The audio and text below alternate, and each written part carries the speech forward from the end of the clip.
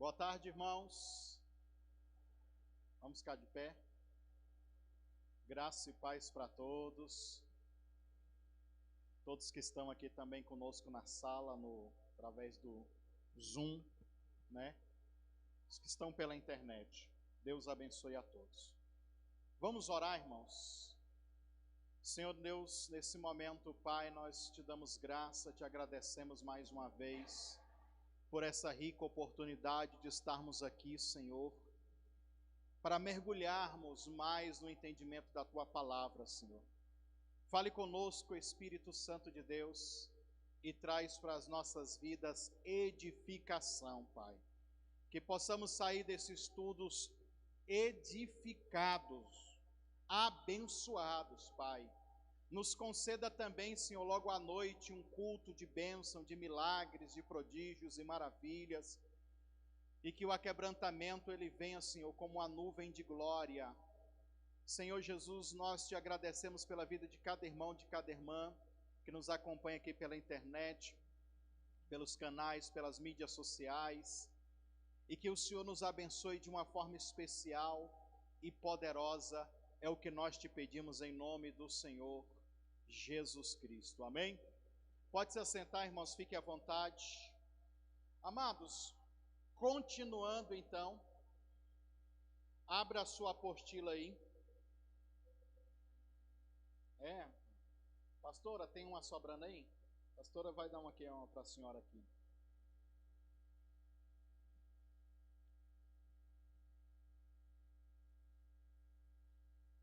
Irmãos, vocês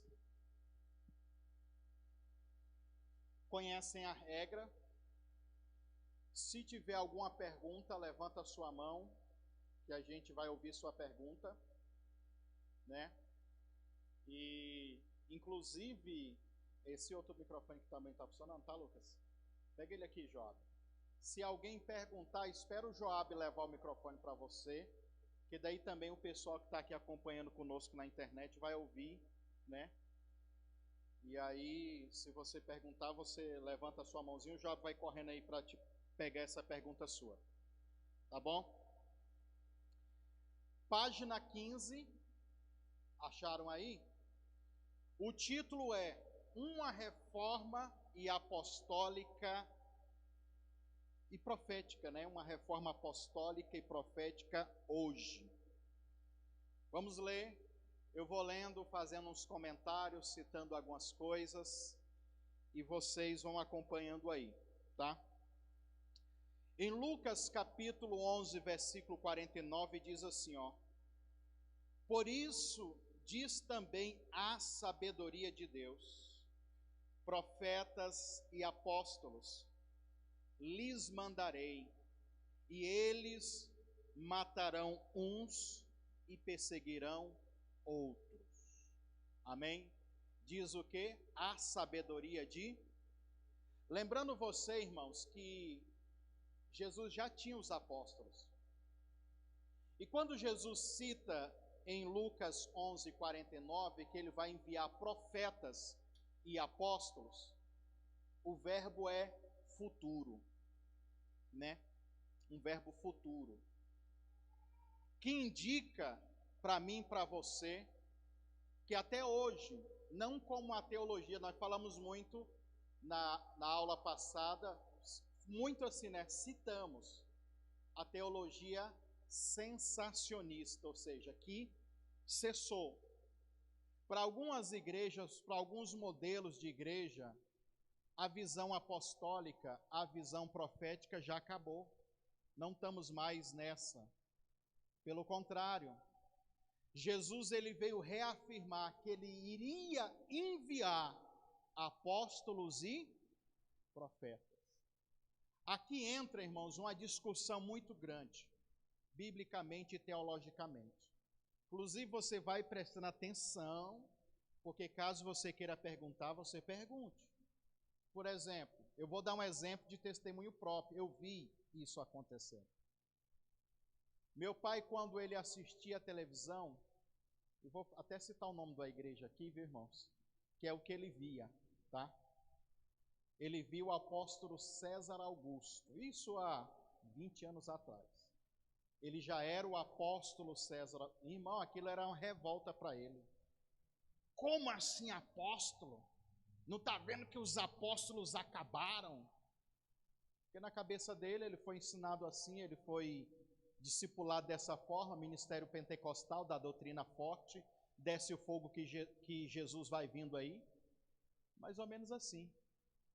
E ele era uma pessoa que não tinha teologia, não tinha muita cultura bíblica, ele não tinha um entendimento mais aprofundado, como nós estamos aqui mergulhando, né, nesse entendimento bíblico. Então, para ele, os apóstolos eram só os apóstolos 12 de Jesus, e Paulo, que depois ele entrou assim na filinha, forçando a barra, né? E foi basicamente isso. Mas nessa apostila aqui, o próximo capítulo, inclusive, nós vamos estudar sobre os apóstolos do Novo Testamento e na era apostólica, ou seja, depois que Jesus já morreu, já tinha os apóstolos de Jesus e tinha, na igreja apostólica daquela época, já tinha apóstolos e profetas. Não segundo uma ordem do Novo Testamento, mas com a nova visão do Novo Testamento, os apóstolos e profetas para o corpo de Cristo. Inclusive, isso está inserido nos 5 ministérios da igreja, né? Que Paulo vai falar em Efésios capítulo 4. Ó, eu dei uns como apóstolos, outros para profetas, outros para evangelistas, pastores e mestres. Os 5 ministérios. Para que sentido? Para que propósito? O próprio apóstolo Paulo, no texto, ele vai dizer: para a edificação do corpo de Cristo. Antes da gente entrar, já que eu estou falando desse assunto, eu vou lhe perguntar, biblicamente falando, no Novo Testamento, tirando Jesus, lógico, tirando Jesus, quantas pessoas receberam o título de pastor? Faz assim, quem sabe? Quantas? Você pode citar um nome de alguém que foi o pastor? Tem umas expressões de bispo. Que é a mesma coisa depois, no final das contas. Mas pastores tem quantos? Não, o pastor fulano de tal. Na verdade, você não encontra nenhum, irmãos. Aí você vê que a igreja evangélica absolveu o título de quê? Que é o que menos tem. Agora, quando nós vamos estudar apóstolos, você vai ver que tem muito mais. E isso está inserido nos 5 ministérios. No Novo Testamento se fala mais de profetas do que de pastores. É uma coisa assustadora vendo isso, né? Observando isso agora, poxa, pastor. E esses mesmos pastores que se dizem pastores hoje, né? Eles excluem o ministério apostólico, não existe mais apóstolos. E sendo que não houve pastores, que de título de pastores, pessoas na função pastoral, é lógico que teve. Mas com o título ministerial, você não encontra nenhum. Tem os bispos, né? Que no grego é episcopato. Mas um bispo que fazia uma função de um pastor, né? Mas não é um pastor. Está vendo como que a coisa é confusa? Então, olha, o movimento evangélico, principalmente, eles pegaram esse ministério, pastores, que é o que menos tem no Novo Testamento. E hoje, esses mesmos que são os tradicionais, eles recusam, eles abolem o ministério apostólico, a sucessão apostólica, o colegiado de apóstolos, e não só de apóstolos, de profetas também, que quando a gente sabe, né, lidar com ele dentro de um corpo de obreiros, aí tem a função de peso e contrapeso. Cada um na sua função, no seu ministério. Mas é lógico também que eu tenho que fazer um pouquinho de crítica. Os modelos apostólicos que nós temos no Brasil, a maioria é tudo xerox, genéricos, que nada mais é do que o modelo enrustido daquela sucessão de caciques espirituais. Não, aqui nós não temos um pastor presidente, quem manda é o apóstolo. Na igreja apostólica do Novo Testamento, quem mandava não era um apóstolo, eram vários apóstolos. Era um governo plural, não singular. Mas apresentar um modelo assim ninguém quer, porque todo mundo quer ser o cacique. E aí tem muitos hoje, né, na igreja de Cristo, de ministério apostólico, que é a mesma coisa do pastor presidente, só mudou o título porque agora é apóstolo. É o apóstolo que manda. Inclusive, esses mesmos, eles não consagram outro apóstolo. Esses são os piores ainda, entendeu? O cara recebeu o título de apóstolo lá 10, 15, 20 anos, sendo líder desse ministério, e todos debaixo dele não conseguem chegar ao nível dele de apóstolo. O que é isso? É a mesma coisa que os pastores presidentes fazem com os outros pastorzinhos. É a mesma coisa que a igreja de Roma faz, é um papa só e a escala abaixo. Não tem ninguém que fala de igual para igual. Quem está me entendendo, diga amém. E isso a gente nem vai entrar ainda nesse tema. Mas já que surgiu esse versículo, nós temos que comentar. Então você percebe que está tudo bagunçado e errado. Não que também a igreja apostólica da Bíblia, do Novo Testamento, não tinha exageros, falhas, erros e imaturidade. Sim, tinha. Mas se o nosso propósito é ser uma igreja apostólica, então vamos ser uma igreja apostólica. A igreja católica é considerada uma igreja apostólica, sabia disso? Por causa da sucessão apostólica. Sai um papa e entra outro. A igreja evangélica, por ela ser muito dividida, quase não consegue ver isso. Quando vê, é o que eu estou falando, é uma coisa genérica. Eu estou dizendo que a CAVOD vai ser o exemplo disso? Não, irmão. Eu estou dizendo para você que eu quero apresentar para você um norte para a gente caminhar. Para a gente tentar fazer isso desenvolver. De chegarmos ao mais perto de uma igreja apostólica e profética. Aonde nós temos pessoas que serão apóstolos e profetas, pastores, mestres, pessoas que serão evangelistas, que é os 5 ministérios, irmão. E realmente tem gente que desenvolve muito mais o ministério evangelístico. Eu me considero um péssimo evangelista, porque eu sou tímido. Não consigo conversar muito com as pessoas. Eu converso de Bíblia. Agora, já para ser mestre, eu acho que eu gosto mais, porque eu gosto mais de estudar e de ensinar. Aí eu acho que eu já sou mais mestre. Aí tem hora não, tem hora que o Eliseu, o pastor, fala também. Mas sempre de todos esses ministérios, nós iremos desenvolver em um com mais força, com mais habilidade, com mais veemência. Quem está me entendendo, diga amém. O ministério profético, ele tem algumas características, nós vamos ler aqui na apostila, ó. Primeiro, o chamado de Jeremias, a necessidade de destruir ou arrancar as fortalezas das trevas, para somente depois implantar os fundamentos do reino de Deus. Inclusive, hoje eu vou falar no culto à noite um pouquinho disso. Deus diz para Jeremias: Jeremias, eu estou colocando as minhas palavras na sua boca. E as palavras que eu estou colocando na tua boca, Jeremias, elas vão servir para você arruinar, destruir, exterminar, mas também elas vão servir para você edificar e para você plantar.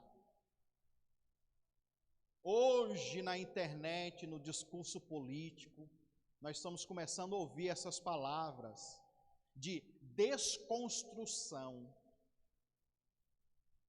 Esses dias um da internet diz: eu não sou um machista em desconstrução. O que ele quis dizer com isso? Que toda a cultura, todo o entendimento, toda a filosofia, toda a tradição machista que ele recebeu e desenvolveu, ele está sendo desconstruído. Para implantar uma nova cultura, uma nova filosofia, um novo entendimento sobre aquilo. E na verdade, depois no fundo, das camadas mais baixas, o cara está falando isso só para se aparecer e dizer que é. Mas se a gente traz esse entendimento para dentro da igreja e leva para o lado espiritual, é interessante, é importante e é bom.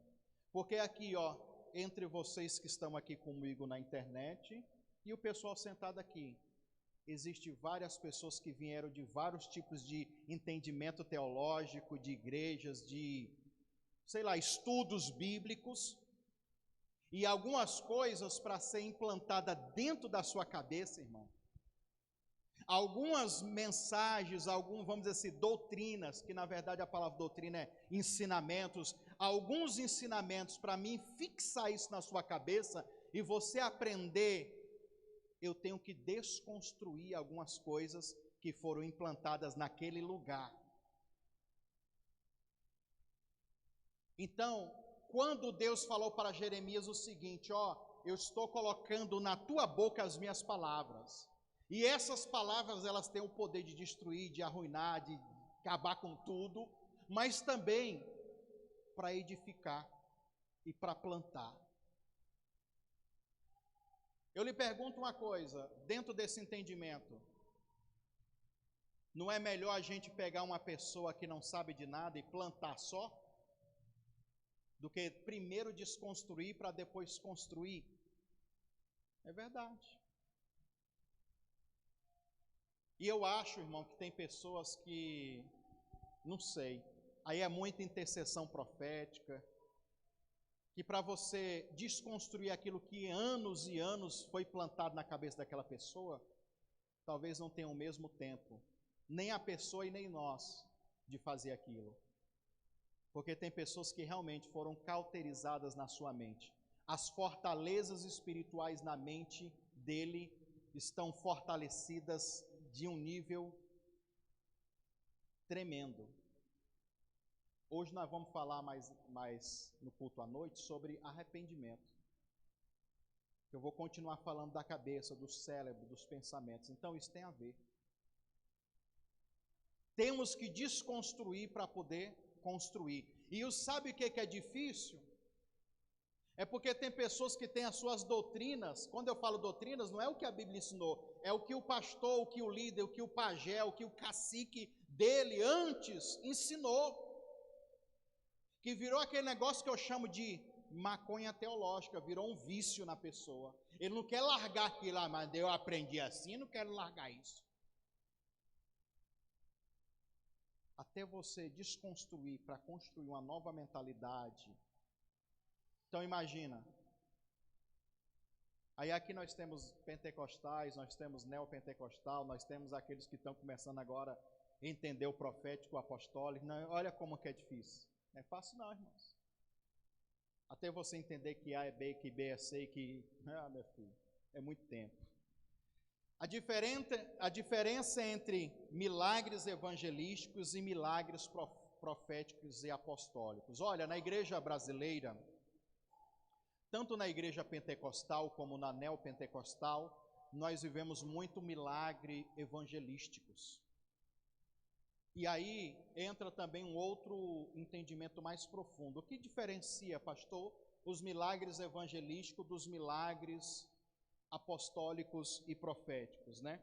Nós vamos até citar uns exemplos aqui que na apostila está escrito aqui. Mas, por exemplo, uma boa parte dos crentes de 20, 30 e 40 anos atrás foram salvos, sabe aonde? Cruzadas de milagre. Em Goiânia tinha na 85. Eu conheço um pastor lá de Anápolis. Ele está chegando aí aos 70 e poucos anos. Ele foi um dos pregadores de lá, de uma época de um avivamento em Goiânia muito forte que teve na 85, nas cruzadas evangelísticas. Eu estou falando anos 70, começo de anos 80. Muita gente curada, paralítico, demônio sendo expulso. E os pastores e igreja de todo tipo de ministério iam para lá. Era como se fosse uma convenção de pastores e líderes de igreja, só que todo mundo num lugar só para buscar de Deus. Muita gente curada, muita gente liberta, muita gente que aceitou Jesus ali. Aquilo fez com que as igrejas lotassem, encheu de pessoas as igrejas. Mas aí, qual é o problema? E agora, o que a gente faz com esse tanto de gente? Que a gente só sabe pregar cura, milagre e libertação. Não tem discipulado, não tem entendimento, não tem isso aqui que a gente... Não tinha, irmão, na época. Aí o crente, do jeito que vinha, ele permanecia. A igreja passou por uma grande transição e reforma por causa disso. A igreja apostólica da época dos apóstolos também passaram por isso. Mas eles conseguiram adaptar, eles conseguiram fortalecer os alicerces e as bases, amadurecendo nesse ponto. Então era uma igreja que ganhou muita gente, mas que o povo, eles não amadureceram no entendimento, na busca, na sua intimidade com Deus. Lógico, pastor, mas eu conheci alguém, sim, irmão. Sempre vai ter um ou outro que desponta, ou que despontou, que era mais espiritual, vamos dizer assim, mais ativo nos dons, sim. Mas isso era para ter sido para todas as pessoas. Como eu disse do meu pai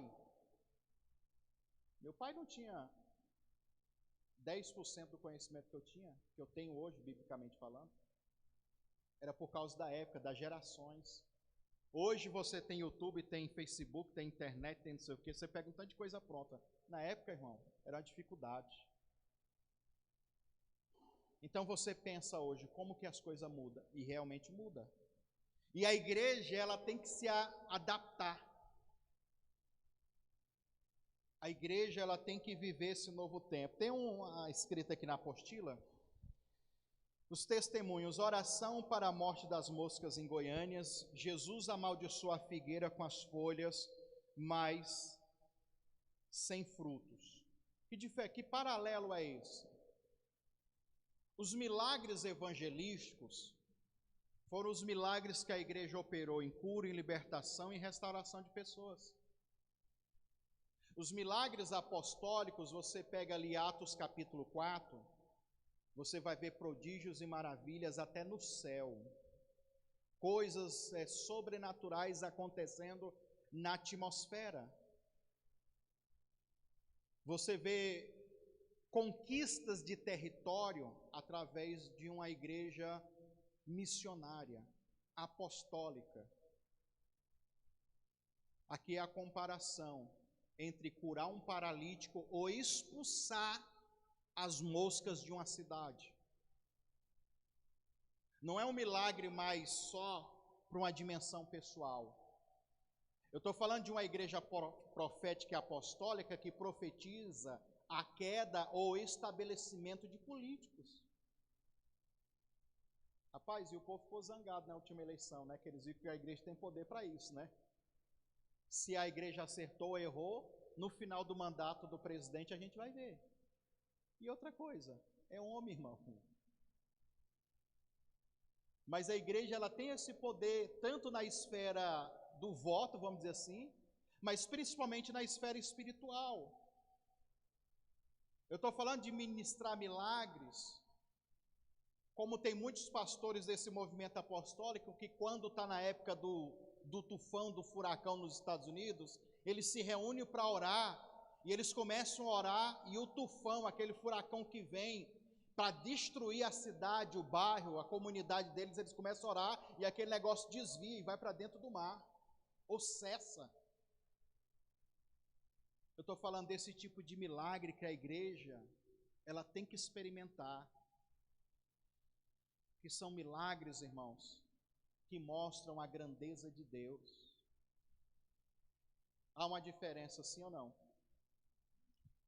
Os milagres evangelísticos a gente já sabe, cura, libertação e paralítico andando na cadeira, saindo da cadeira de roda e começando a andar. Milagres visto por uma igreja apostólica e profética atuante, ativa, ele passa desse nível. Então imagina nós aqui a Cavode, a gente começar a gerar esse povo doido. E daqui a pouco nós começamos a fazer uma mobilização profética apostólica nessa Goiânia, nessa Aparecida de Goiânia. Declarando que os bairros pobres vai vir infraestrutura, vai vir saneamento, vai vir um monte de coisa, e Deus começar a mover. Falando é disso, irmão. Nós começar a profetizar que as biqueiras, as bocas de fumo, os maloqueiros, tudo vai aceitar Jesus. E começar a ver o resultado. Eu não estou falando de uma igreja que busca milagres só para eles, irmão. Eu estou falando de uma igreja com a visão de ganhar território. Não, aquele lugar ali perto da BR só tem prostituição. Garota de programa andando na rua, e a igreja começa a se mobilizar em marchas proféticas, intercessão profética, choro, lamento, lágrimas sendo derramadas, gente com dores de parto. Ô Senhor, salva essas prostitutas, esse principado de prostituição vai caindo, e a gente começa, e daqui a pouco 1 ano, 2 anos, 3 anos, 4 anos, 10 anos se passaram e a gente não vê mais aquele lugar. Ou seja, não é uma igreja que pensa mais só no seu umbigo. É uma igreja que é ativa no meio da sociedade. Olha a diferença. Que igreja nós queremos ser, irmãos? Pelo menos da minha parte, a igreja Cavode, ela tem essa visão. O problema é encontrar pessoas que querem fazer isso, irmão. Que querem se comprometer a realizar, desenvolver isso. Não só ficar aqui dentro da igreja, fazendo campanha, buscando, orando e jejuando para as suas próprias vidas. Nós queremos ver a transformação da sociedade.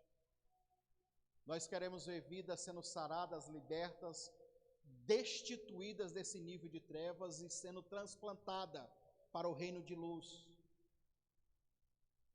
Independente se vão ficar conosco ou não. Mas eu estou falando de pessoas comprometidas a esse nível.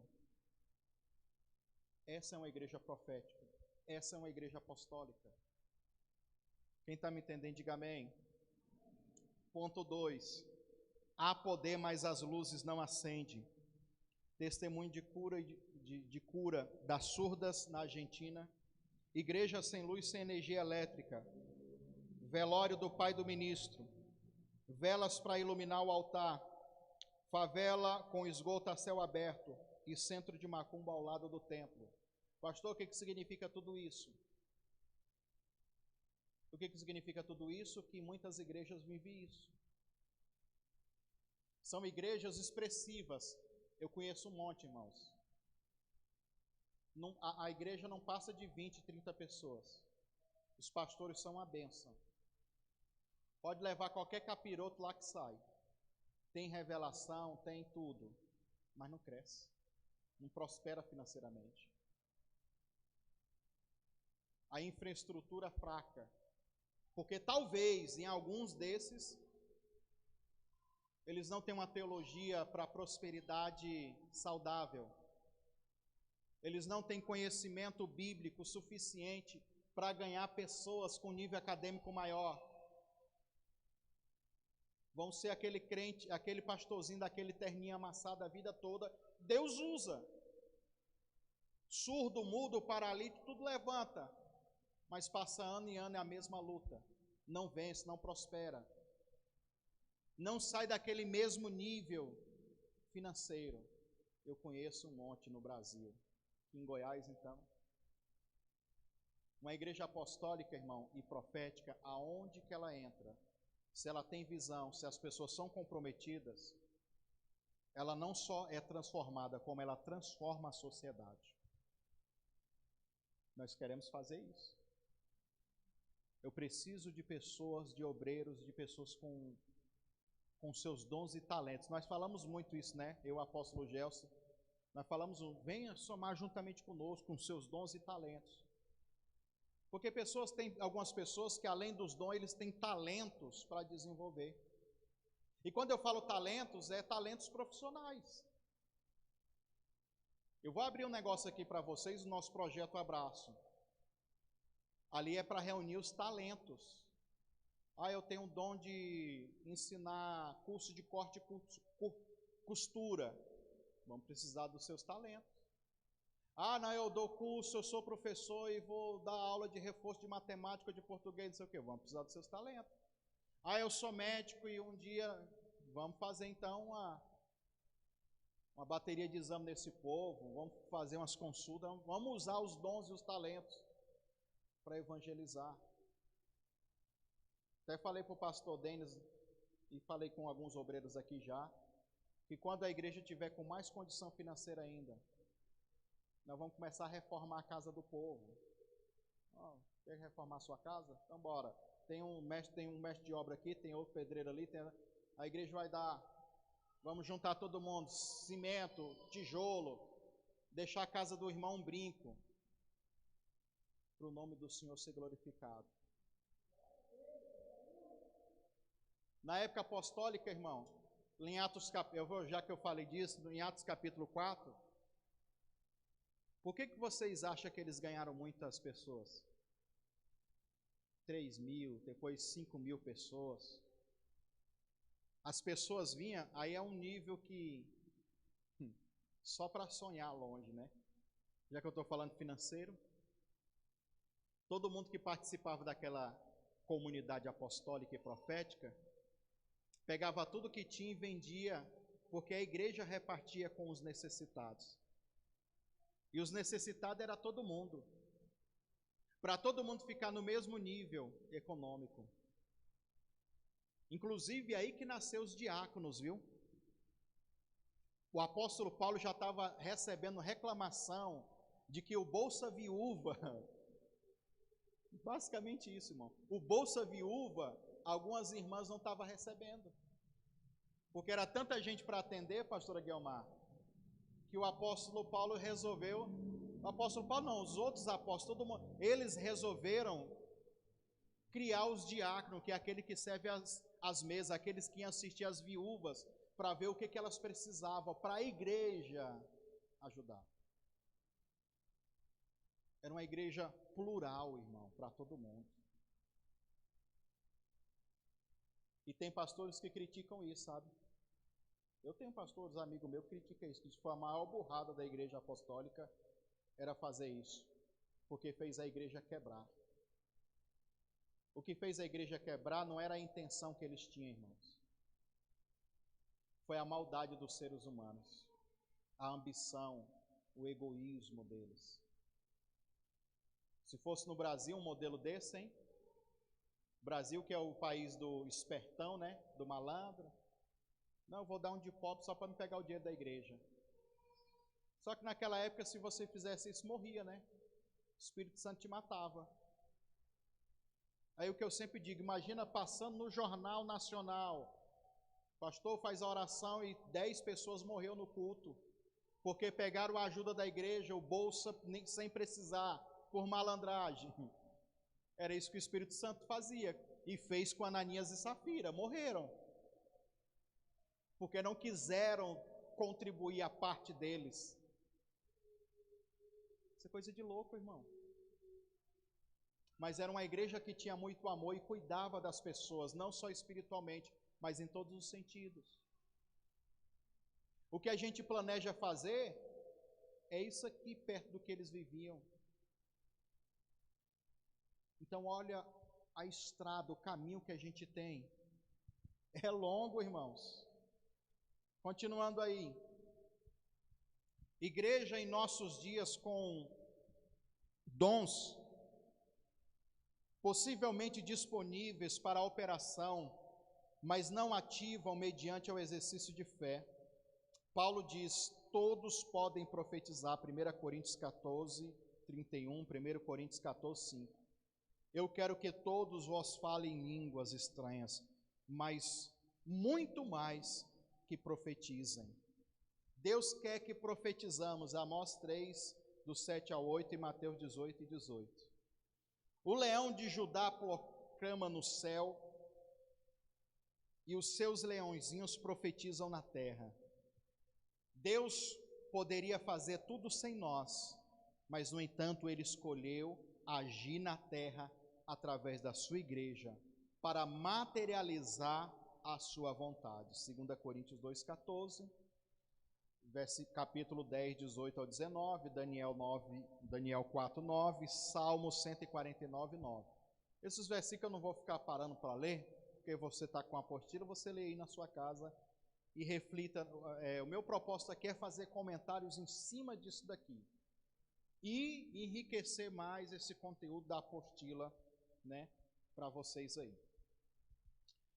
Não é suficiente que algo seja a vontade de Deus, se nós não nos aliarmos com essa vontade. Ela simplesmente não se manifestará em nossa geração. Nenhum dos planos de Deus podem ser frustrados, mas as promessas de bênção nunca podem ser alcançadas, né? Porque nós não nos posicionamos nele como ele deseja que nós façamos. Você quer ver eu desconstruir uma coisa aqui agora, em relação a profecias? Quer ou não quer, irmão?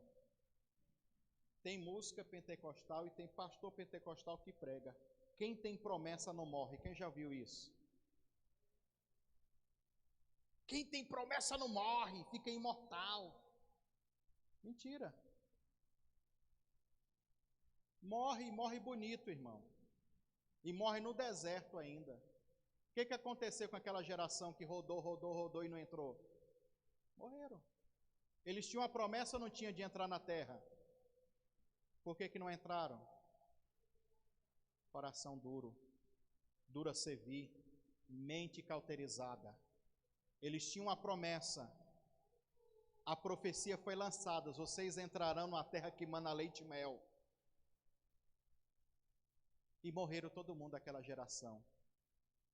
A geração que acreditava que iria entrar, entrou. A geração de Caleb e Josué, as tribos deles. E eles foram os que ficaram vivos. O restante que não acreditava, que era desobediente, que era um monte de coisa, não entraram, irmãos. Então não vem com esse chavão pentecostal, essa superstição pentecostal, de quem tem promessa não vai morrer. Morre, irmãos. Se você não se alinhar com os propósitos de Deus, o potencial espiritual de bênção na sua vida, ele não vai se materializar. Irmão, eu posso ser o profeta que revela a cueca da pessoa. Ó, sua cueca é da Adidas, dessa cor e não sei o quê. O seu CPF é isso, aquilo. E daí? Se a pessoa que está recebendo, ele não se posicionar, ele não fizer a vontade de Deus, ele não se alinhar aos propósitos de Deus, irmão, ele não tiver estratégia, ele não tiver rumo, vai passar anos e anos. O potencial fica lá disponível, mas não acontece. Chegar para a pessoa e falar: por isso que sempre quando eu vou dar uma palavra de conhecimento para alguém, eu procuro explicar para ele até dentro de uma forma bíblica. Esse dia eu falei para uma irmã, eu orando por ela aqui no projeto aqui, ó, e eu vi muita prosperidade financeira. Falei e comecei, quando Deus me mostrou isso, eu comecei a falar para ela: irmã, existe um potencial financeiro de riqueza para a senhora. Mas esse potencial, ele vai ser liberado na vida da senhora quando a senhora fizer isso, aquilo outro. Se posicionar, acreditar que isso vai acontecer. E que se a senhora buscar isso em Deus, através de propósitos, de votos, de compromisso, de estratégia, até no seu trabalho, na sua profissão, querer se interessar e saber mais, a senhora vai ver que ao longo dos anos, vai fluir muita riqueza. Olha a diferença de eu chegar, ó, você vai ficar rico, recebe, vai, pá! Sair daqui é a mesma coisa que nada, aí está lá esperando ficar rico até hoje. Olha como que é diferente. Porque eu sei como funciona o mundo espiritual. Não adianta só você liberar uma palavra de conhecimento, uma revelação, e não dar uma direção para a pessoa. Então, o que a igreja pentecostal fez com a palavra de conhecimento foi isso. Sem Bíblia, sem conhecimento. Muita coisa da alma, muita coisa simples. E profecia, irmão, é uma coisa séria. Porque profecia há um peso de responsabilidade. Muitas vezes, sabia? Profecia, ela tem o poder de destravar o destino de alguém. Mas essa profecia, muitas vezes, ela tem que vir com um peso de responsabilidade para você assumir, junto com aquela pessoa, aquela identidade. Diga, Nayara, Joab, vai lá, ó. Deixa a Nayara perguntar. Leva lá o microfone para o pessoal ouvir. Então, isso é muito sério, irmãos. Pergunta, Nayara. O senhor falando sobre profecia. Aí, quando o profeta profetiza alguma coisa na vida da pessoa e acontece do jeito que o profeta profetizou, assim, aí eu gostaria de saber, assim, como que a pessoa, o profeta deve estudar mais a Bíblia, estudar mais aquela profecia que ele falou, aquilo que o senhor mostrou. E também gostaria de perguntar assim, muitas das vezes na vida da pessoa é mistério, nem você mesmo entende. Muitas das vezes, assim, você tem um chamado e você não entende aquele chamado que o Senhor te chamou, sabe? Sim. Aí eu gostaria de perguntar para o Senhor, assim, como que deve fazer? Tá, é simples. A resposta é simples, né? Primeiramente, se o profeta falou e se cumpriu exatamente como ele falou, ele está de parabéns. E é uma vida de intimidade isso. Ele tem uma vida de intimidade e ele está com um dom. Paulo diz assim, ó, buscai com zelo todos os dons e mostrarei um caminho de excelência. Todos os dons, ele tem um nível de excelência. Você pode chegar ao nível de excelência. Eu vou citar um pastor aqui no Brasil, não está mais tão assim não, viu? Caiu. E quando o caráter também prejudica um pouco. Mas o apóstolo Valdomiro Santiago é um cara de dom de cura violento. Para mim, eu acho que ele é violento. Caiu um pouco agora. Mas é uma tendência natural de todos os homens de Deus. O ministério vai avançando porque Deus quer levantar outros. Mas, por exemplo, nesse dom de cura, ele é muito forte porque ele exercita muito aquele dom. Todo dom que você exercita muito ele, vai chegar no nível de excelência. Vai chegar no nível de você dar, no começo você dá uma palavra de conhecimento, Deus está mostrando, você está com uma dor de cabeça. Se o cara desenvolver e treinar isso, vai chegar ao nível dele revelar o CPF, como tem muitos. É um nível de excelência. Aí, e isso é uma vida com Deus, um treinamento, um desenvolvimento, uma busca pessoal também. A outra pergunta, a Nayara disse, tem coisas que são mistérios. A Bíblia diz que as coisas que são mistério pertencem a Deus e não aos homens. Agora, as coisas reveladas pertencem aos homens. Isso é a Bíblia que diz. Então, quando alguém chega para você e fala assim, irmão, o que eu vou lhe dizer é mistério, já pega essa profecia e descarta. Porque esse mistério não é para você. Não, é revelado. Se for alguma coisa revelada, é que Deus quer me mostrar, é para mim se adaptar àquilo. Então, já começa a desconstruir o chavão pentecostal também. Se é mistério, não pertence a mim.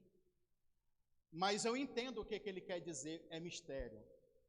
Porque ele quer dizer que muitas coisas que ele não consegue decifrar a revelação, a profecia. A pessoa não consegue, às vezes, passar tudo. O que precisa para esse profeta? Buscar mais clareza, potencializar mais esse dom. E como que potencializa o dom? Orando, jejuando e desenvolvendo o dom. E começando a entender como é que essa comunicação vai acontecer do Espírito Santo com você. Aí você começa a ter mais clareza acerca daquele dom. E toda a revelação, irmão, eu disse o quê?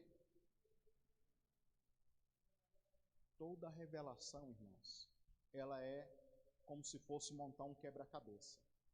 O que é montar um quebra-cabeça? Partes. O que em partes, Paulo diz, o que em partes conhecemos, em partes profetizamos. Quando Deus dá uma coisa, irmão, para alguém, para entregar, seja uma revelação pessoal para alguém, é uma parte só. Deus nunca vai revelar tudo. Por quê?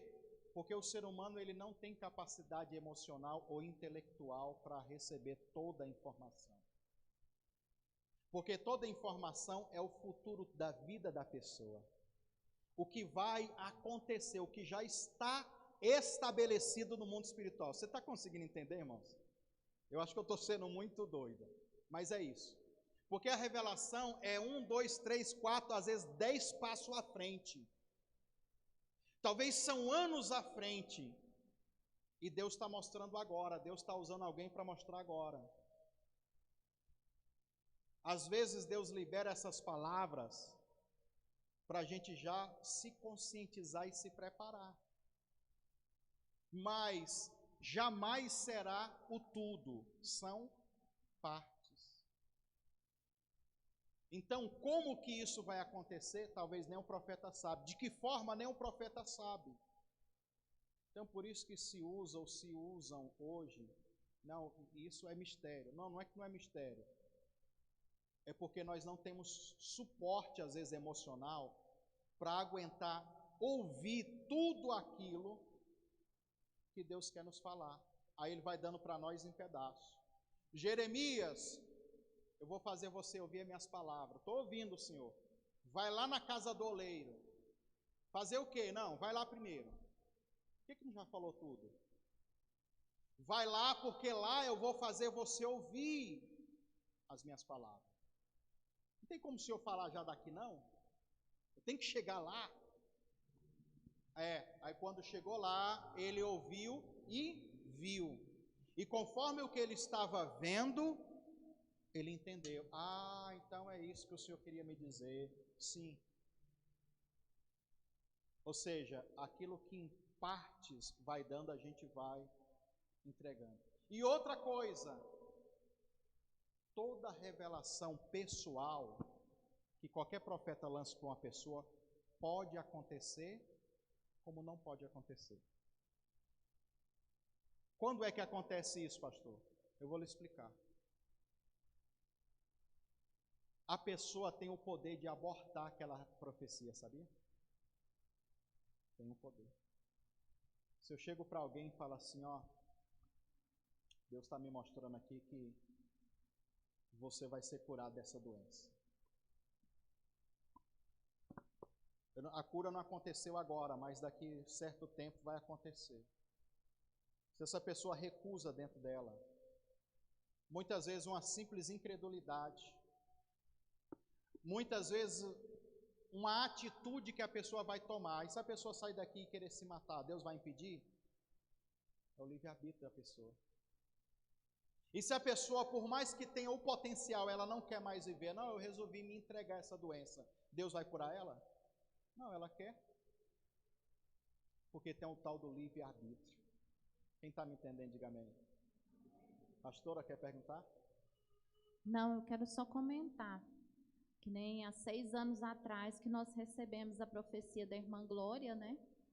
Onde ela falou para a gente naquela época de que muitas vidas dependeriam de nós, que nós ajudaríamos muitas vidas.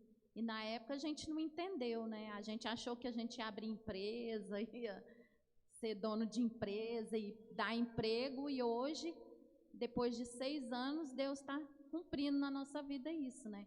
Estamos abençoando aí muitas vidas. Naquela época a gente nunca imaginaria que nós estaríamos hoje aqui agora da forma como estamos trabalhando, né? Agindo aqui e ajudando milhares de pessoas, né? Naquela época a gente, estou falando 6 anos atrás, quando essa irmã profetizou. que ela disse que viu um monte de gente, a gente ajudando e dando comida para essas pessoas, dando alimento e ajudando financeiramente. Eu falei, irmã Glória, só Deus mesmo, porque eu estou aqui atrás de uma cesta básica, né? Mas aí a gente não entende como que será, mas olha o potencial. Diga, pastor, Job, ali, ó, pastor. O senhor falou aí, né? Quando a gente recebe algo do Senhor, a gente tem o poder de aceitar ou não, né? Uhum. Eu sofri um acidente mais ou menos há 3 anos atrás, e eu, devido a eu ter ganhado muito peso, eu sofri muito com uma dor na minha perna. E eu profetizei e falei, Senhor, eu não aceito essa dor na minha perna. E a gente, através das campanhas que a gente fez aqui no projeto, na igreja, eu fiz exames aí para algumas coisas, que um check-up médico, na verdade, e eu descobri que meu ácido úrico estava explodindo no meu corpo. Só que o Senhor me curou daquela dor na perna. Hoje eu não sinto nada, até correr, jogar futebol com o pessoal eu fui, coisa que eu achava impossível, mas para Deus nada é impossível, e eu fui curado em nome de Jesus. Ai, que bênção. Porque eu profetizei aquela cura na minha vida.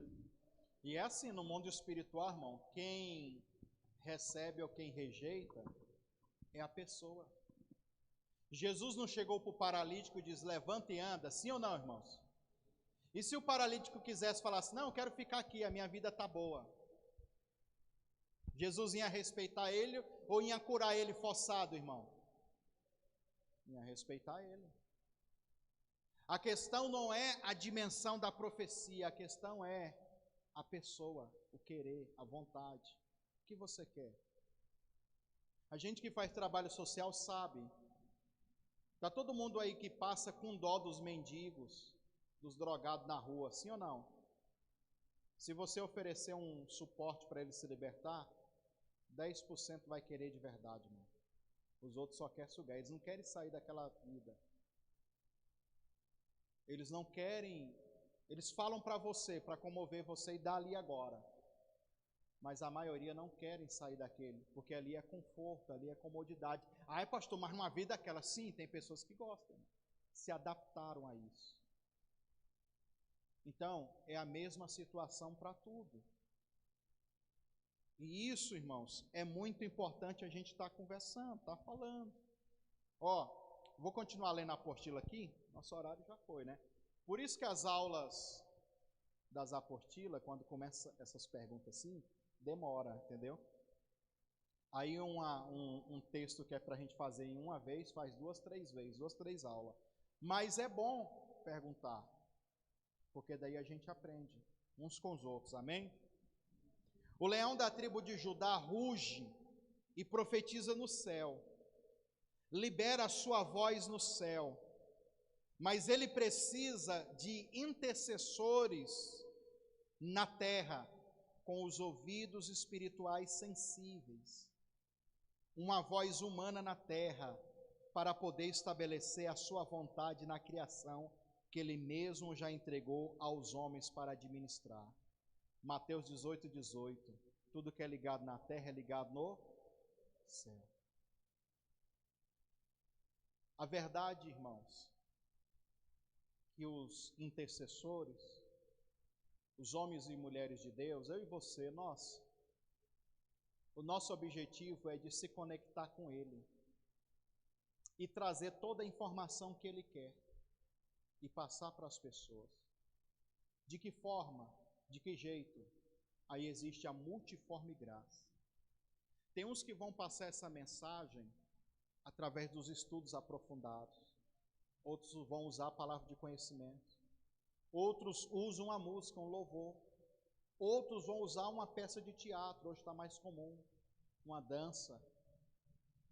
Independente do que seja, de qual é a forma, o importante é passar essa mensagem, passar qual seja a boa, perfeita e agradável vontade de Deus.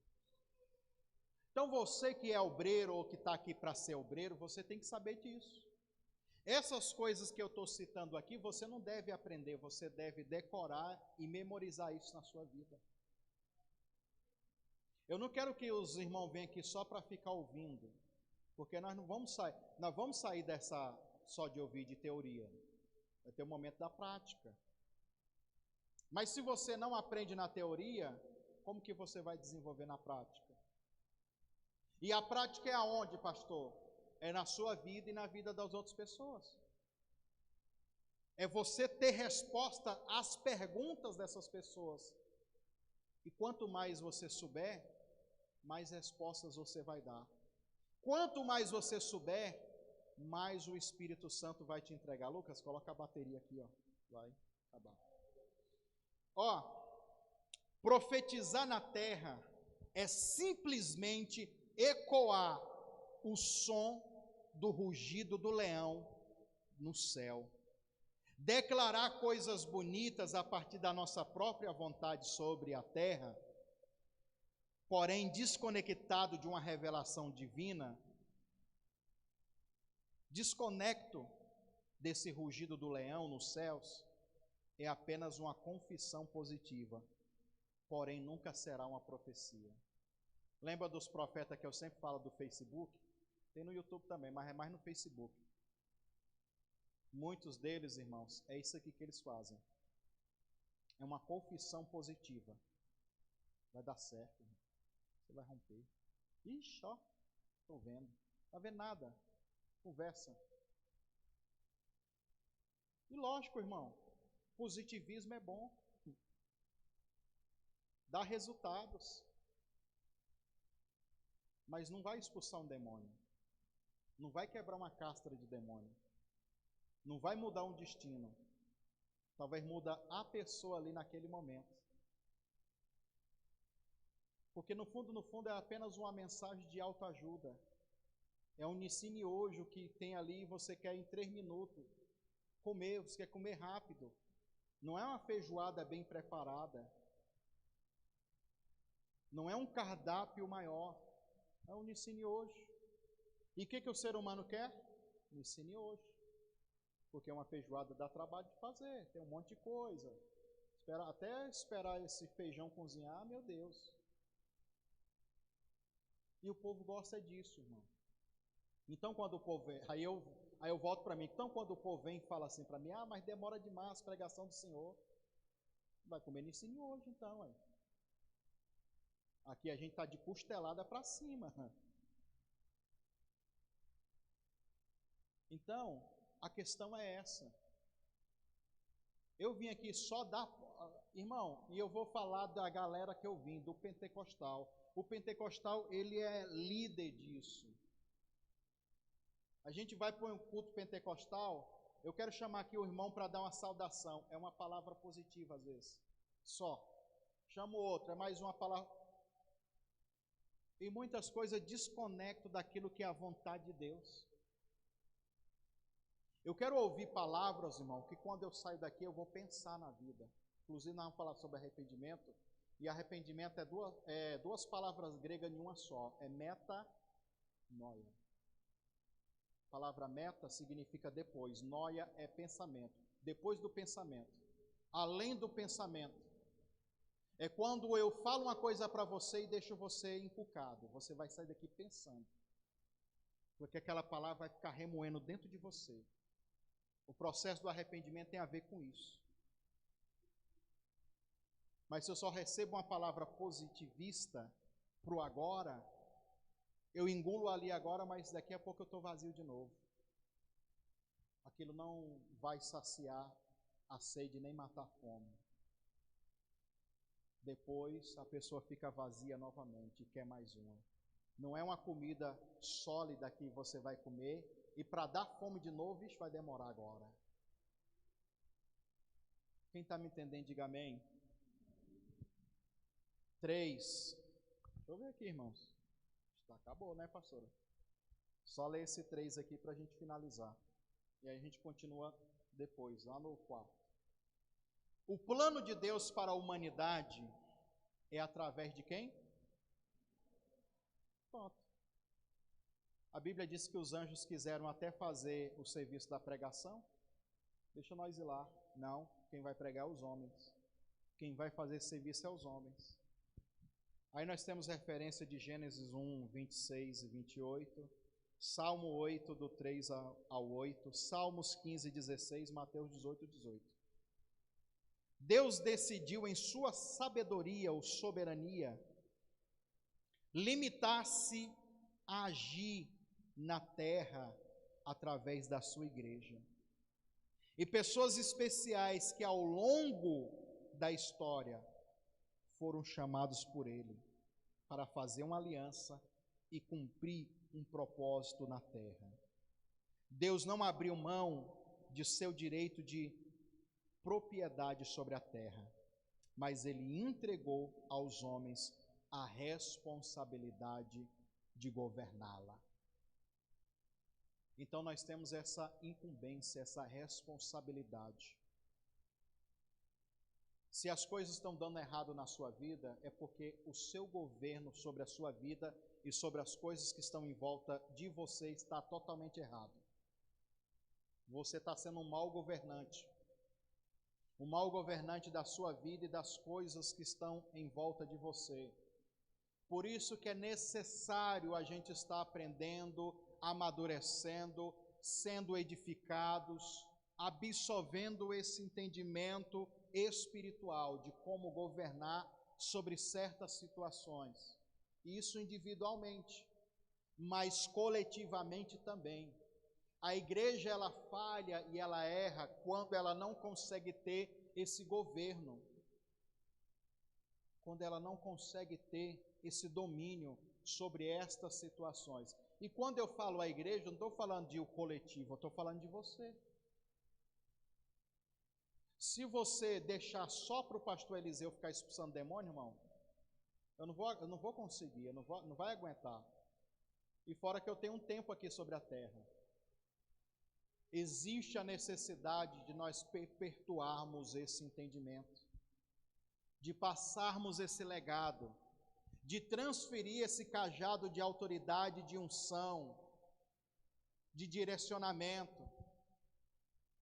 Ser um corpo de obreiro, irmão, não é vir sentar aqui apenas, é estar apto para ajudar as pessoas em todo o seu potencial humano e espiritual. Quem está me entendendo, diga amém. Porque as pessoas que vão entrar ali, talvez entrou como você, perturbado, complicado, amarrado, com dificuldades, com imaturidades, que você passou. Mas agora você está melhorzinho, está mais maduro, está mais forte espiritualmente. O obreiro é isso, é essa pessoa que vai dizer, agora eu vou te ajudar. Eu vou auxiliar você nessa caminhada com Jesus. É isso, irmão, que é o discipulado. Enquanto a igreja não entender esse princípio básico, não vai para frente. Nós fizemos recentemente uma campanha de 40 dias de oração para Deus levantar obreiros em todos os ministérios, lugares. Sabe por quê, irmãos? Porque está escasso. Sabia? E não é só agora. Desde antes já está. Mas eu tenho uma percepção que agora está um pouco pior. Porque as pessoas, elas ficaram muito individualistas. Não tem problema você vir aqui para resolver questões espirituais do seu casamento, da sua vida financeira e pedir minha ajuda para a gente buscar isso em Deus. Não tem problema isso. Mas e aí, depois que você receber tudo isso? Que a sua vida estiver mais ou menos boa, o que você vai fazer? Vai ficar só esquentando o banco de igreja ou vai passar isso para as outras pessoas? Ou vai querer que Deus te use também para ajudar vidas? Se não tem a sucessão, irmão, acaba, morre. E quem é que dá a sucessão? Discípulos. Jesus foi levado ao céu, sim ou não? E quem é que ficou na terra? Os discípulos, os apóstolos. Então, quando Deus me levar ou levar os outros, quem é que vai ficando? quem a gente treinar. Mas se a gente virar só uma igreja individualista, isso não vai acontecer. Então, isso daqui que nós estamos fazendo agora é para justamente não acontecer isso.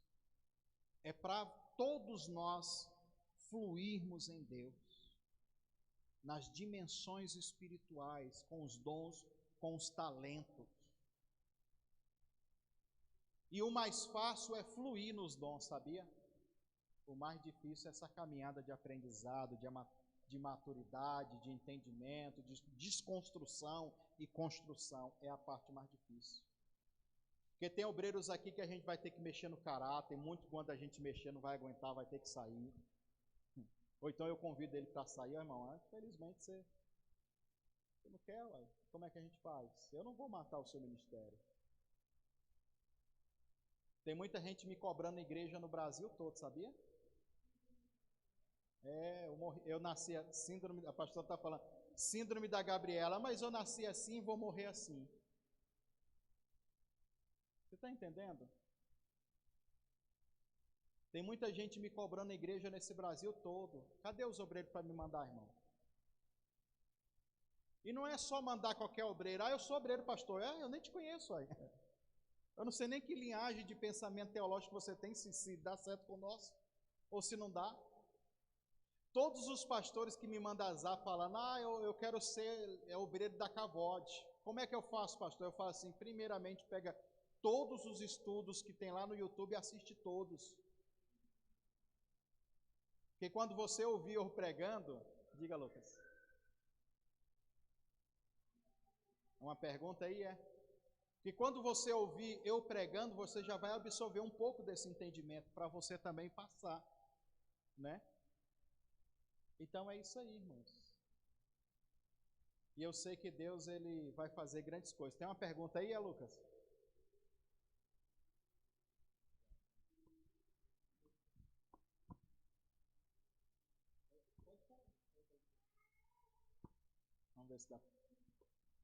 Vamos ver se dá para ouvir a pastora falando.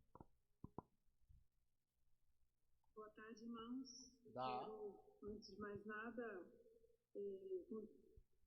falar para os irmãos que a graça e a paz estejam com todos e dizer que é muito importante esses estudos que o pastor está realmente nos dando. Eu quero agradecer a Deus a oportunidade de estarmos juntos, aprendendo e nos alinhando nessa visão de uma igreja profética. Como o pastor Eliseu mesmo falou, nós precisamos de uma igreja com essa visão. Nós precisamos mudar a atmosfera ao nosso redor. Nós precisamos influenciar como igreja a sociedade. E para isso, nós precisamos estar alinhados num só pensamento com essa aprendizagem. Então, realmente, assim, eu me sinto honrada em estar participando e muito feliz de participar desse ministério. Desde breve, aqui em Brasília também, nós nos abrimos o ministério para a glória e honra do Senhor. Essa é a minha palavra. Muito obrigada. Deus abençoe a pastora Ruth. Manda um abraço também para o pastor Hudson. E é isso aí, irmãos. Seja você também esse motivador. Para você ser um motivador, você tem que estar motivado. O que é que faz eu, irmão, sair lá de casa para vir aqui? É o Evangelho, é vidas, pessoas transformadas, abençoadas, pessoas sendo edificadas, pessoas que vão ter também no trabalho social dignidade de vida, um alimento, uma profissão, alguma coisa assim. E isso nós usando a instrumentalidade da igreja. E eu não estou falando de nome de igreja, eu estou falando das pessoas, você e eu, nós. Então, por mais que seja longo o seu caminho de maturidade, vai, irmão, caminhe. Porque Deus quer te usar nessa terra. Quando eu tinha 16 para 17 anos, eu vi essa mesma irmã que depois que eu já estava firme e já era pastor, eu fui ajudar ela, a irmã Glória, que profetizou isso, que a gente ia ajudar muitas vidas. Ela via, ela falava. Quando eu tinha 16 anos, uma vez minha mãe e meu pai me levou lá. Eles foram para orar e eu fui lá, fiquei lá de gaiato. Inclusive ela estava com problema no coração, até hoje ela tem, né? Problema sério, irmão. Ela deitada na cama, nem levantou. Esse jovem aí, põe ele aqui. Joelha aí, jovem. Eu fui lá, ajoelhei e comecei a ouvir. Deus vai te levar nas nações, jovem. Naquela época eu só queria saber de balada, de dançar, de hip hop, de mundo, de tudo. Eu não quero saber disso não. Você vai ser pastor. Você está doido, não? Eu pensei comigo na época, acho que ela fumou um também, né? Não, tá doida, não quero saber disso não. Mas olha como é que é. Eu fui obrigado? Não, não fui obrigado. E não sou ainda, viu, irmão? Eu acredito, eu tenho certeza. E nenhum pentecostal da superstição vai pesar isso na minha cabeça. Se você não for, Deus vai te cobrar. Não, para com isso, irmão. Eu posso ficar na minha casa o resto da minha vida e ser crente lá sozinho com a minha família, eu vou para o céu ainda. Porque a salvação não depende de nada disso. Mas o que é que me move? É saber que eu posso ajudar outras pessoas. É saber que eu posso cooperar com a melhora de vida de muitas pessoas. É não só guardar isso para mim. Eu poderia guardar só para mim e dizer, eu não quero nem mexer com crente, com gente que dá trabalho demais. O povo, vou ficar só em casa aqui mesmo. Não. Mas a gente quer ver essa transformação, essa mudança na vida dos outros. Amém? Vamos ficar de pé. Já deu nosso horário aqui. Irmãos, eu quero saber quem é que trouxe a oferta para ajudar no lanche. Pega a sua oferta aí. Eu vou fazer o seguinte, depois aí, tem a maquininha também aí, quem quiser fazer uma doação aí para o lanche semana que vem, tem a maquininha aí, passa o cartão, viu? Mas eu vou orar por vocês aqui, no final vocês colocam a oferta aqui quem trouxe. Quem não trouxe semana que vem, tá? Ajuda aí, viu? Vamos orar agradecendo por essa oportunidade. Senhor, nós te agradecemos, Pai. Nós te louvamos, te bendizemos. Muito obrigado, Senhor, por essa oportunidade, por esse período de oração, de busca, Senhor, de entendimento da Tua palavra. Que possamos sair daqui hoje, Pai, edificados, abençoados, libertos, livres, Senhor, de toda influência maligna na mente, nos pensamentos, meu Pai. Tudo aquilo que atrapalha a compreensão bíblica, teológica, espiritual, Senhor. Tudo aquilo que barra, que bloqueia, meu Pai, para o melhor de Deus não vir sobre a nossa vida, sobre a nossa igreja, sobre esse ministério, Cavode, Senhor, sobre as pessoas que aqui estão, tanto conectados na internet, como também, Senhor, juntamente conosco, meu Pai, aqui presencialmente, Pai. Pessoas, meu Pai, em todos os cantos, meu Pai, que nos acompanha pela rede social. Que o Senhor nos abençoe, Senhor. Que o Senhor os guarde e os proteja, Senhor. Desperta esses homens e mulheres de Deus, meu Pai, para fazerem a diferença nessa terra, Senhor. Que o Senhor, meu Pai, desenvolva, Senhor, essas pessoas cada vez mais, meu Pai. Que eles sejam instrumentos da Tua glória, meu Pai. Que eles sejam canais de bênção, meu Pai, para manifestar o sobrenatural, Senhor. Nós te agradecemos e te louvamos em nome do Senhor Jesus Cristo. Amém. Que Deus abençoe você. Fique aí em paz, que nós vamos servir o lanche aí para todos vocês. Em nome de Jesus, diga. A pastora está pedindo para ficar sentadinho aí, para não dar um montoeiro de gente aí, tá bom? Deus abençoe.